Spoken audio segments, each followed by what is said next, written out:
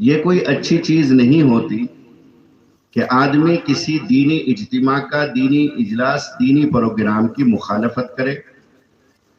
یہ ایک منفی سوچ ہوتی ہے۔ مثبت سوچ کا تقاضا یہ ہے کہ جہاں بھی دینی کام ہو سکتا ہے وہاں اس کا تعاون کیا جائے۔ حضرت مولانا کلیم صدیقی دامت برکاتہم العالیہ، اللہ رب العزت ان کو باعزت رہائی نصیب فرمائے۔ آپ حضرات ان کے بارے میں سب جانتے ہیں کن مشکلات سے اور کن مشکل حالات سے وہ اور ان کے تمام متعلقین دوچار تھے،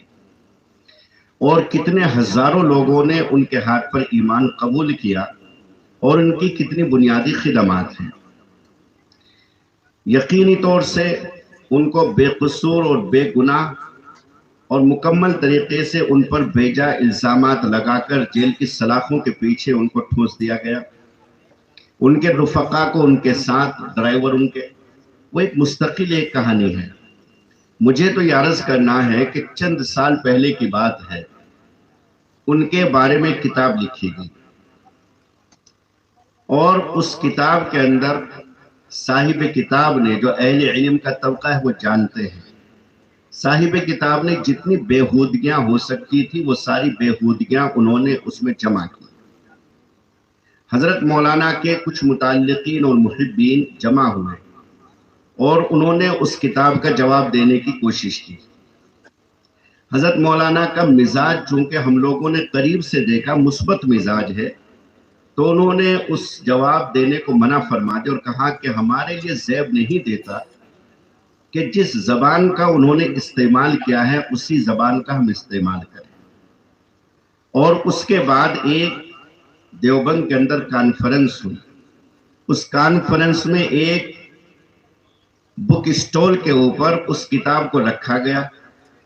اور اس کتاب کے بارے میں جو بک اسٹول والا تھا وہ آواز لگا رہا تھا کہ کلیم پھلتی 15 روپے میں، کلیم پھلتی 15 روپے میں، یعنی کہ اس کتاب کا نام ہی کلیم پھلتی تھا۔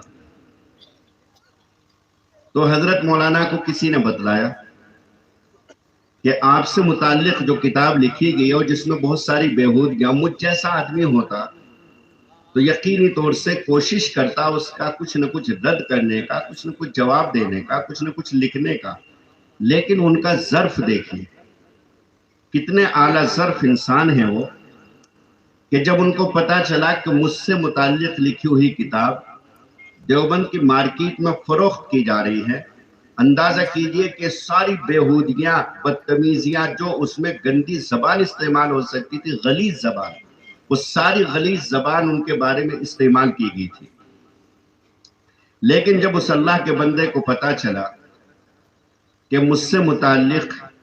جو کتاب لکھی گئی تھی وہ دیوبند کی مارکیٹ میں 15 روپے کی فروخت ہو رہی ہے، تو مسکرا کر کے فرمایا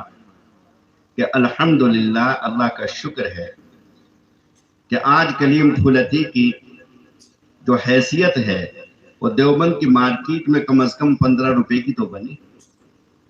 کتنی مثبت سوچ کا مالک ہے وہ آدمی، کہ بجائے اس کے کہ اس شخص کو برا کہتے کہ جس شخص نے یہ بدتمیزی کے ساتھ کتاب لکھی تھی، یہ کہ اس آدمی کو برا کہتے کہ جو اس کو فروخت کر رہا تھا، بڑی شرافت اور سنجیدگی کے ساتھ، شائستگی کے ساتھ یہ جملہ فرمایا کہ الحمدللہ، اللہ کا شکر ہے کہ کلیم پھلتی کی کم از کم 15 روپے کی تو حیثیت ہے دیوبند کی مارکیٹ میں۔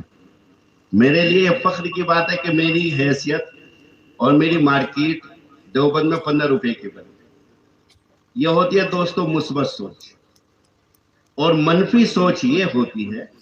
کہ جس انداز میں جس شخص نے کتاب لکھی ہے اس سے سخت انداز میں اس کا جواب لکھا ہے۔